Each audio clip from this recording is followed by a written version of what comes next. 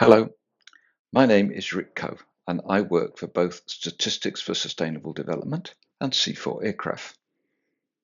I'm going to share a few thoughts that might help you in your student research project. My aim in this short talk is to prompt some thinking about research hypotheses.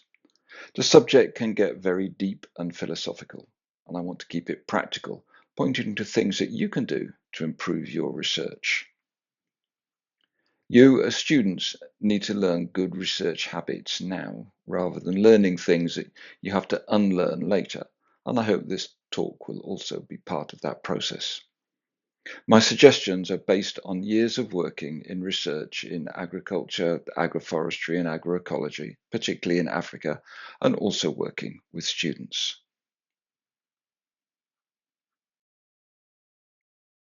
When planning your research, you're encouraged or required to write hypotheses. I think that's correct. And you can find plenty of advice on how to write them. For example, this YouTube video here is just one of many examples. But the advice given in it is too simplistic to lead to good research in our area of agriculture and agroecology. I want to point out a few additional things to think about. I'll start with a reminder of where hypotheses fit into research.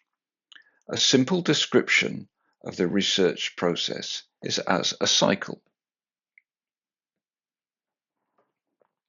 We make observations, reflect on what they tell us and what might explain them, try to state some general lesson or interpretation, and then plan to take more observations, for example, by doing an experiment that will allow us to test out what we've learned and continue the cycle.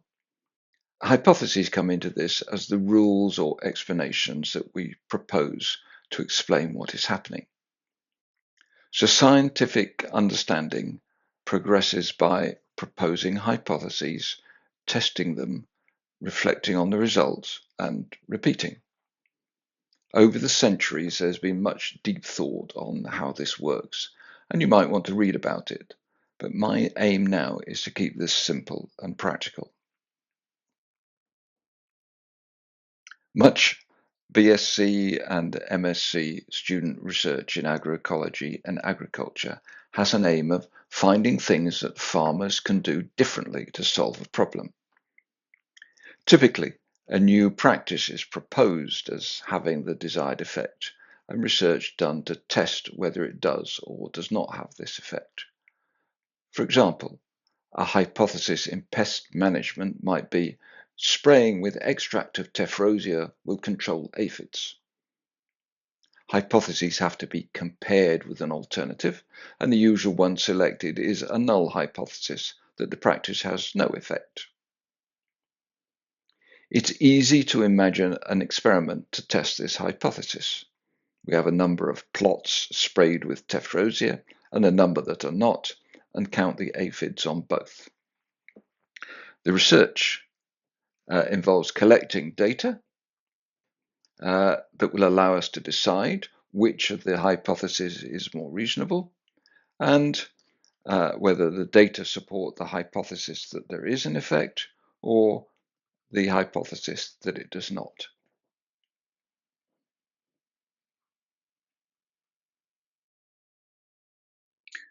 This style of hypothesis and research design often has one or more of the following weaknesses.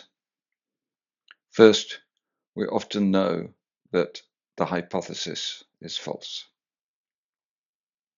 Second, the real situation is often more complex than implied by the hypothesis.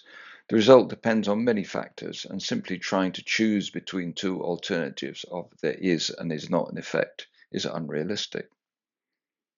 Third, the research might lead to a recommendation, but doesn't advance scientific knowledge because it doesn't address any open scientific question or debate.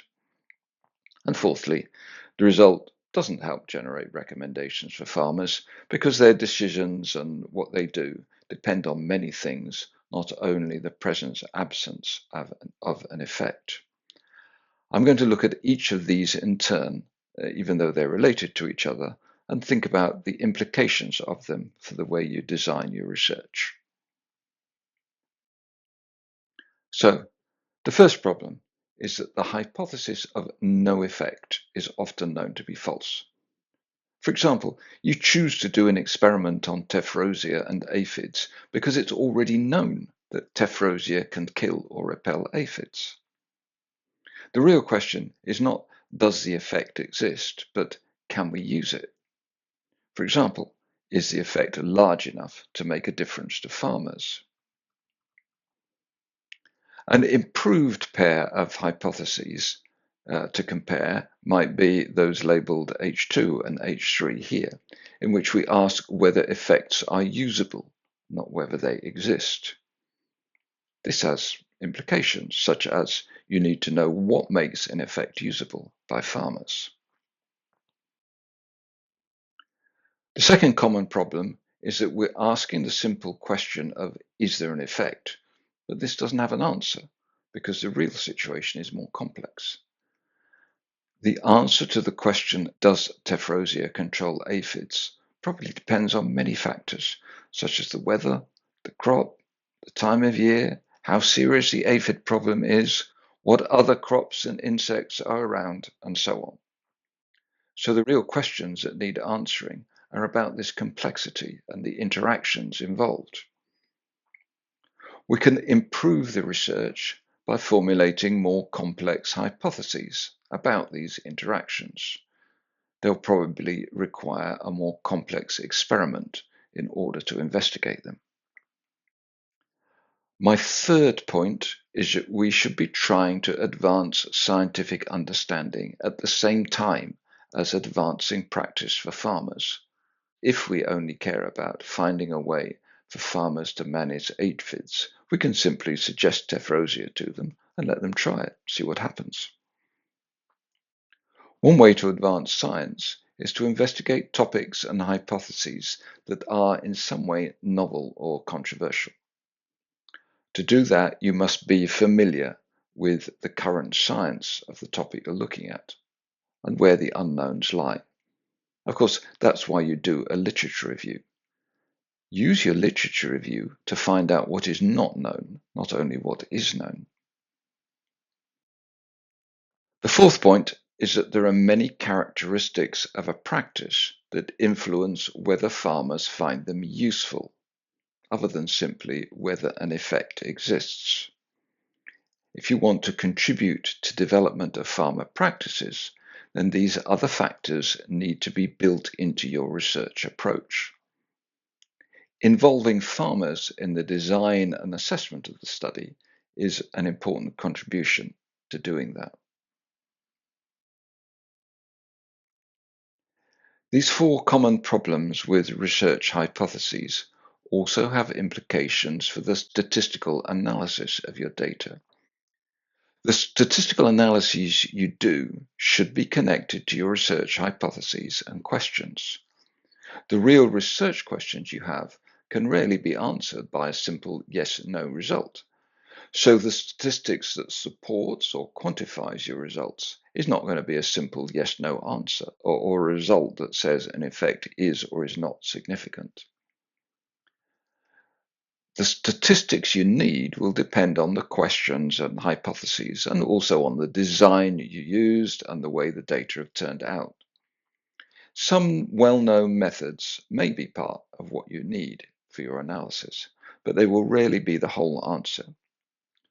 As you analyze your data, keep your real research questions in mind and ask yourself whether the statistics is helping you to answer them. All of the above are complex topics. Experienced researchers will not always agree on them, and there are no simple recommendations for you. Each of the points I've discussed leads to further questions, controversies, and methods. Of course, if it was easy, you wouldn't need to spend years studying and learning how to do research. But here's the important point. Research habits you pick up while a student will stay with you, so make sure that they are good habits. And here is one good habit.